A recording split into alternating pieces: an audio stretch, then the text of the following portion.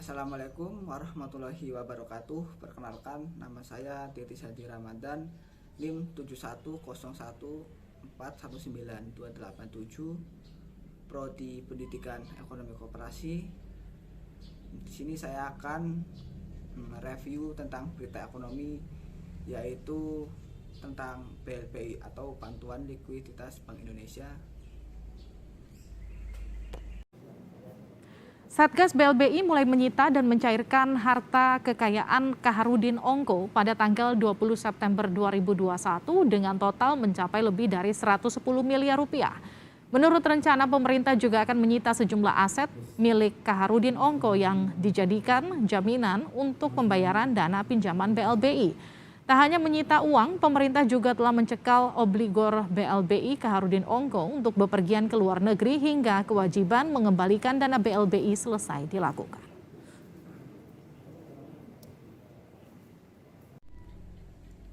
Dari judul tersebut, pemerintah sita harta obligor Bantuan Likuiditas Bank Indonesia Kaharudin Ongko sebesar 110 miliar. Nah, dan isi dari berita tersebut adalah pemerintah sudah menyita dan mencairkan sebagian dana milik obligor Bantuan Likuiditas Bank Indonesia BLBI Kaharudin Ongko dan tak tanggung-tanggung jumlah yang berhasil dicairkan senilai 110,17 miliar rupiah. Kemudian Menteri Keuangan Sri Mulyani mengatakan dana yang berasal dari pencairan escrow akun itu masuk ke kas negara sejak kemarin sore atau mungkin pada tanggal Senin 20 September 2021. Dan Bendahara Negara mengungkapkan Satgas BLBI mulai menyita dan mencairkan harta kekayaan Kaharudin Ongko pada tanggal 20 September 2021 usai pemanggilan harian Kompas dilakukan pada 31 Agustus 2021. Dan terdapat dua escrow akun Kaharudin Ongko yang dicairkan negara, yaitu escrow akun di salah satu bank swasta nasional dengan jumlah 664,9 juta rupiah dan escrow akun dalam bentuk dolar Amerika Serikat senilai 7,6 juta dolar AS atau Rp 109,5 miliar. Dengan begitu, total uang yang sudah masuk ke kas negara mencapai 110,17 miliar. Kemudian Sri Mulyani mengatakan kami telah melakukan eksekusi terhadap sebagian jaminan kebendaan baik berupa aset tetap dan bergerak yang diserahkan oleh debitur yang bersangkutan sesuai perjanjian yang ditandatangani MRNA pada tanggal 18 Desember 1998. Selanjutnya, namun jika dibandingkan dengan utang Kaharudin yang senilai Rp 8,2 triliun, angka tersebut terlampau masih kecil, kata Sri Mulyani. Tingkat pengembalian atas utang tersebut masih sangat kecil meski sudah ditagih oleh panitia urusan piutang negara.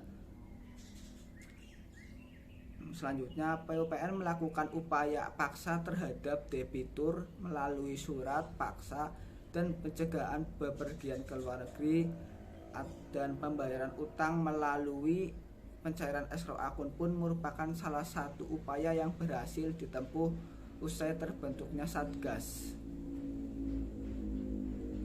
Selanjutnya, kemudian PUPN akan terus melakukan penagihan melalui eksekusi dari barang jaminan yang selama ini disampaikan oleh Kaharudin Ongko. Sebagai progres, kemarin sudah disampaikan mengenai beberapa yang sudah dilakukan oleh tim untuk berbagai aset properti. Kemarin sudah diamankan. Sebelumnya telah diberitakan Kaharudin Ongko dipanggil Satgas BLBI pada Selasa tanggal 6 bulan September 2021. Kaharudin diminta datang untuk membicarakan penyelesaian utang sebesar 8,2 triliun yang dikucurkan pemerintah pada tahun 1997 sampai 1998. Rincian utang yang perlu dilunasi adalah 7,8 triliun dalam rangka PKPS Bank Umum Nasional tahun 1998 dan Rp 359 miliar dalam rangka Bank Arya Pandu Arta. Dan sebelumnya dana BLBI senilai 8,2 triliun itu sempat bermasalah. Khairudin diketahui mengambil dana secara diam-diam dan mengalirkan ke sejumlah perusahaan afiliasi mulai dari perusahaan keramik PT KIA Keramik Mas hingga sekuritas PT Ongko Sekuritas. Dan selanjutnya dana tersebut dia salurkan ketika menjabat sebagai wakil presiden komisaris PT Bank Umum Nasional atau BUN. Karena perbuatannya, Khairudin didakwa atas penggelapan dana pada tahun 2003 dengan pidana penjara 16 tahun. Namun dakwaan tersebut gugur dan Khairudin berakhir bebas. Dalam pengumuman pemanggilan, Satgas BLBI mencantumkan 3 alamat tempat tinggal Khairudin. Salah satu alamat yang ditunjukkan adalah Patterson Hill, Singapura.